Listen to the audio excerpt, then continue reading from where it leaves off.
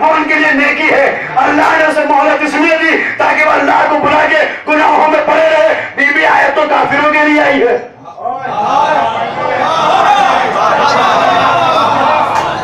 بات اگر میں سمجھا دیتا میرا یقین ہے سارے اتنا بولتے کہ دعائیں مجھے مل جاتی. خدا کی قسم آیت تو کافروں کے لیے آئی تھی. آیت تو کافر کے لیے. کافر گمان نہ کرے.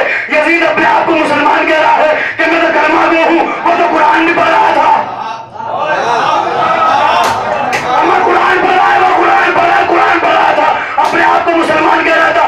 عالم غیر معلمہ نے یہ آیت پڑھ کے یزید کے چہرے پہ جو نمائشی اسلام کی نقاب تھی اسے اتار کے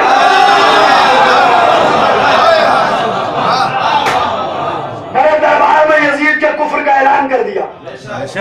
یزید جسے تو فتح سمجھ رہا ہے فتح نہیں ہے, اللہ کی طرف سے مہلت ہے. اب کون تھا جو کربلا کو باقی رکھتا؟ کون تھا جو کربلا کو دوام دیتا؟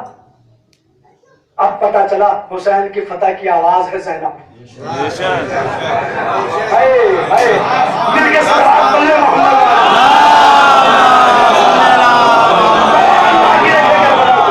کون زندہ رکھے کربلا کو؟ ہو رہی تھی خود منع کر رہا تھا. وہ سب انکار کیا جا رہا تھا اور وہ اب بولتا, وہ اب جواب دیتا وہ, لیکن کہا بھرے دربار میں کہا. اور کفر کا اعلان بی بی نے کیا, مہر امام نے لگا دی. جب امام نے اذان اس نے کہلوائی تھی, امام پورا خطبہ اسی ممبر سے پڑھ کے جا چکا ہوں. ایک جملہ میں آپ کو سنا رہا ہوں کہ کیا کہا, بی بی نے کفر کا اعلان کیا اور مہر امام نے لگا دی.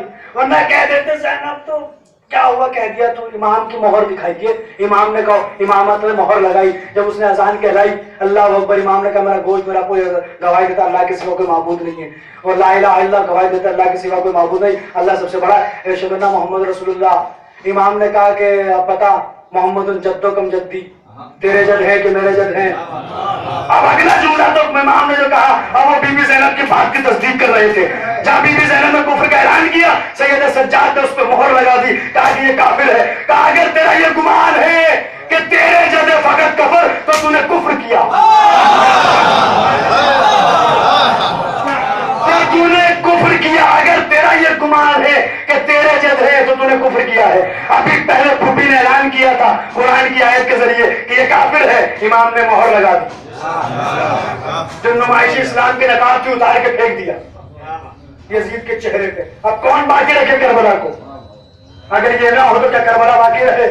تو کربلا کو دوام دیا جا رہا ہے, کربلا کو زندگی دی جا رہی ہے, کربلا کو حیات دی جا رہی ہے.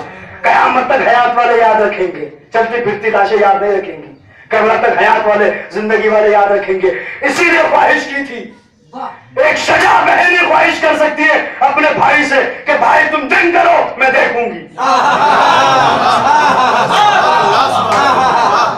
بھائی دیکھیے, شجاع بہن ہی تو خواہش کرے گی, یا جسے پتا ہو کہ میرا بھائی اتنا بہادر ہے کہ نولاک سے لڑے, وہی تو کہے گی. ملک مکرم آیا حسین کے پاس شب عاشور, درود و سلام کے بعد توجہ رکھیں, درود و سلام کے بعد کتاب کا حوالہ کر مولانا دے گئے مولانا ستر تفصیل سے امام حسین کی جب لکھی کہ آگے ہمیں اس منزل تک جو میں آپ کو لانا چاہ رہا تھا. توجہ ہے کہ نہیں ہے؟ کہا کہ ملک مکرم آیا, درود و سلام. اللہ کہتا ہے حکومت آپ کی ہے, سلطنت آپ کی ہے, آپ ایسا حملہ کریں کہ قیامت تک آپ کی حکومت ہو. جب تک آپ چاہیں آپ کی حکومت رہے گی. ایک طرف حکومت ہے, دوسری طرف لقائے رب ہے, لقائے رب ہے.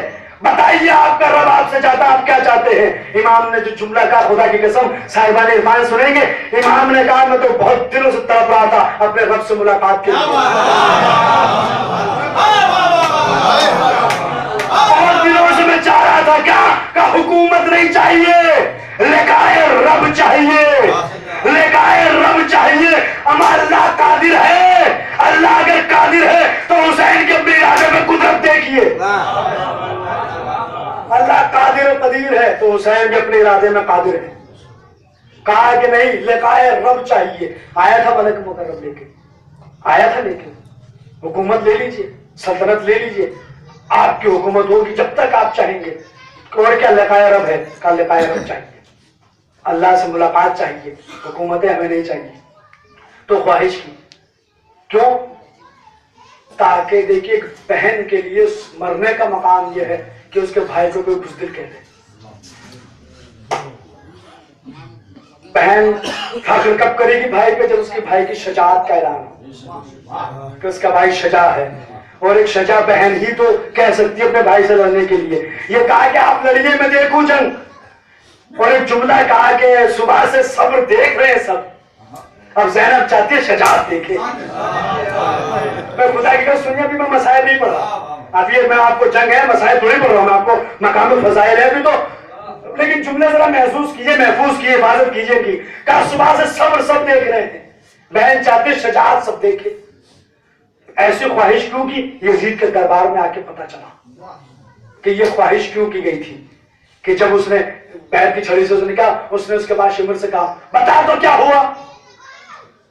शिमर से कहने लगा बता क्या हुआ, तो शिमर ने 1.5 मिनट भी नहीं लगाया करबला बयान करने में।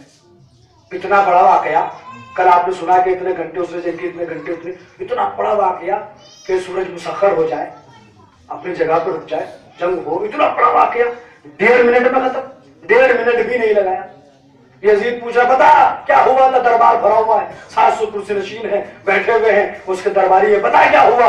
शिमर ने कहा कि कुछ भी नहीं, थोड़े से उसे साथी थे हुसैन के साथ, हम घेर के ले आए, दिन चढ़े, जंग शुरू हुई, असर पे खत्म हो गई, हमने सबको घेर के मार दिया। लीजिए जनाब करबला, 1 मिनट भी नहीं लगा। 14 साल से आपके जाकिर उम्र से बयान कर रहे हैं, लेकिन करबला को कोई बयान नहीं कर पा रहा है, कोई समझ नहीं पा रहा है, इसलिए कि मौजज़ा किसी के समझ में नहीं आता।